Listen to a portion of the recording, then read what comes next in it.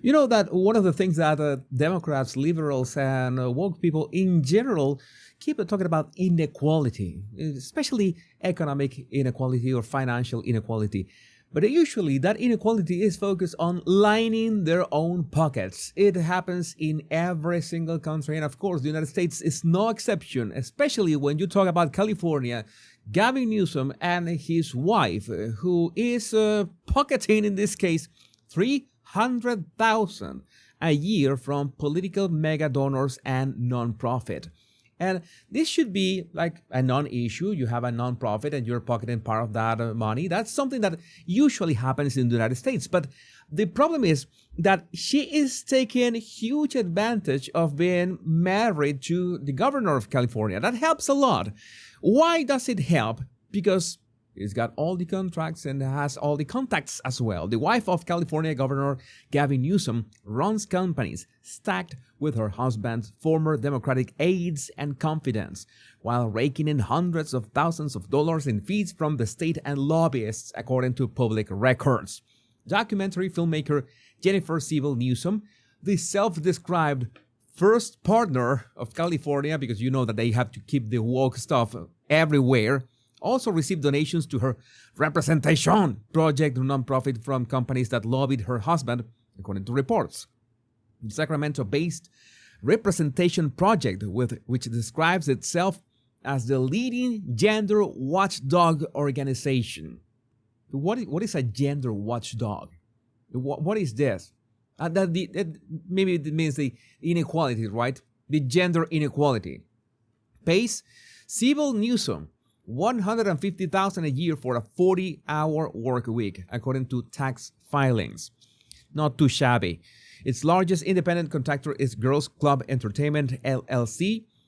Girls Club Entertainment. That absolutely sounds like a porn site. A for-profit film company. But what kind of films do these people make? Which Siebel Newsom also controls. In 2024, the nonprofit paid Girls Club $150,000 for writer, producer, director services, according to that year's federal filings.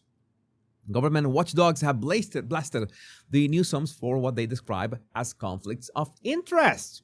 It's very easy to spot. It is no surprise Gavin and Jennifer Newsom have leveraged their business and nonprofit endeavors for personal and political gain. This should be prosecuted.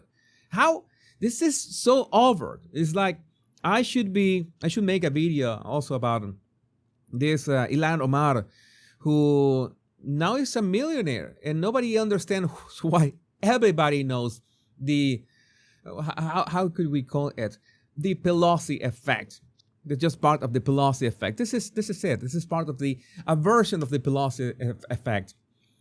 It is no surprise Gavin and Jennifer Newsom have leveraged their business and nonprofit endeavors for personal and political gain, said Caitlin Sutherland, the executive director of Americans for Public Trust, a nonpartisan watchdog group. Backed by left-wing mega donors with ties to the governor, the power couple's ventures have raked in hundreds of thousands of dollars, pushing a politicized agenda into public schools, all while personally benefiting the Newsomes. Profiting from progressive indoctrination is easy when your husband is the governor. A blatant conflict of interest, Sutherland added. This is also public. And again, my question has always been, there's so many people in California who realize what is going on, and realize what is going on from so long ago, not only with governors, but mayors as well. And they see this happening, and it's so baffling that maybe right now you got Trump derangement syndrome, but whatever Trump does, you do the opposite. That's something that is a phenomenon that it's simply certified. The way that these people just want to do anything that is the opposite of what Trump does, even if that destroys their own state or city. But have these people really won elections fairly? And that's when I realized, oh right, this has been cheating after cheating after cheating. It's the only reason that I can understand how thinking people in California have this so much corruption up there. And I'm going to make a video about how not only Gavin Newsom but Chicago's mayor as well, they are afraid of how ICE is going to drive people away from electoral polls. That is odd. That is really odd. Well, Civil Newsom licenses her documentaries, including 2019, The Great American Lie about economic inequality, and 2015's The Mask You Live In, which analyzes notions of masculinity to taxpayer-funded schools, according to reports. Included are talking points for teachers, with comments on Newsom's interviews in the films. We give you the talking points for teachers. Why for teachers? Oh, right, because you needed to indoctrinate the children. So the children are grown. Yeah, they grow up indoctrinated by this. It is a win-win situation for everybody. The Democrats make sure to put somebody at the head of the thing. Then they begin to indoctrinate with this film companies. Who knows which other kind of films do they make? And then they indoctrinate the children, which are the easiest to indoctrinate, of course. And if you don't agree with that indoctrination with your kids will be taken away. It's perfect. It is a perfect system. I have to say this is just brilliant. Just brilliant. I am baffled. I'm actually really amazed from this. Huge companies such as AT&T, Comcast, and Procter & Gamble have bankroll representation projects, annual flip the script fundraising galas in the past, donating up to $25,000 each, according to the Sacramento Bee. Yeah, they need to push the woke agenda for some reason. Even huge companies. The companies that died, their donations were designed to curry favor with the governor. The nonprofit then stopped listing its corporate donors on its website. Again, all this, everybody knows what they are doing in this exchange. Everybody knows that. Everybody's looking to benefit themselves in some way. And of course, the Democrats make sure that they stay in power no matter what. With, California's economy being so huge in the world, it's understandable, right? They want to keep seizing that power.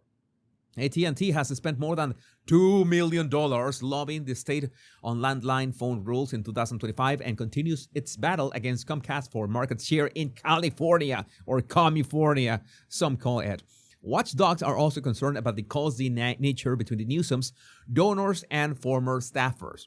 These types of connections certainly appear unseemly and raise some serious red flags, said Michael Chamberlain, director of Protect the Public's Trust, a Washington-based nonprofit that exposes conflicts of interest in governments. Unseemly. That is a very light word. This is... Is he British?